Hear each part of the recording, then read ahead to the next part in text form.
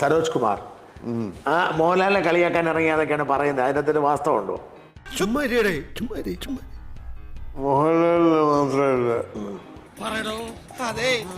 ബാക്കി കുറെ മമ്മൂട്ടിയുണ്ട്. പ്രധാനമായിട്ട് മമ്മൂട്ടിയാണ്.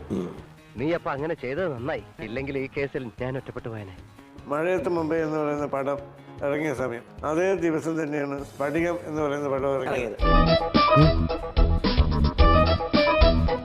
ഒരു ദിവസം ഞാനും മമ്മൂട്ടിയും കൊച്ചൻ അനീഫയും കൂടി ഒരു മീറ്റിങ്ങിന് പോവുക MG റോഡിൽ കൂടെ. മമ്മൂട്ടി വണ്ടി ഓടിക്കുന്നത്. അപ്പൊ മമ്മൂട്ടി ഇങ്ങനെ റോഡ് സൈഡിലുള്ള പോസ്റ്റേഴ്സ് നോക്കുകയാണ്. സ്ഫടികത്തിന്റെ മഴയത്ത് മുമ്പ് 25 ദിവസം അങ്ങനെ ഒരു സംഭവം ഉണ്ടായി. അപ്പൊ മമ്മൂട്ടി എന്നോട് പറഞ്ഞു, കണ്ട സ്ഫടികത്തിൽ അവന്റെ പടം, അവന്റെ മുഖം മാത്രം. മഴയത്ത് മുമ്പേ ഉണ്ട് ശോഭനി മറി അരയ്ക്കോ. ഉദാഹരണല്ലേ പറയണേ.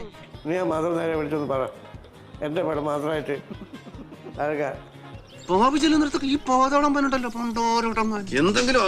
അപ്പൊ അതാണ് ഞാൻ ഇപ്പൊ ഉദയനയുടെ താരത്തിൽ ഞാൻ പറയുന്നില്ല, എന്റെ മുഖം എന്റെ ഫുൾ ഫിഗർ അതൊക്കെ മമ്മൂട്ടിയാണ്. മമ്മൂട്ടിയുടെ ആഗ്രഹമാണ് ഞാനത് എൻ്റെ അത് പറഞ്ഞത്. പറച്ചില്ല, അത് എന്ത് ചെയ്യാൻ പറ്റും? എന്തായിരിക്കും ഉദ്ദേശം? വലിയ വലിയ ഉയർന്ന നിലയിലൊക്കെ ചിന്തിക്കുന്ന കക്ഷിയല്ലേ. നമ്മൾ ചീപ്പാകുന്നുണ്ടോ എന്നറിയാനുള്ള ടെസ്റ്റ് ആയിരിക്കും. ചീപ്പാകണ്ട, നമുക്ക് സുഖമായിട്ട്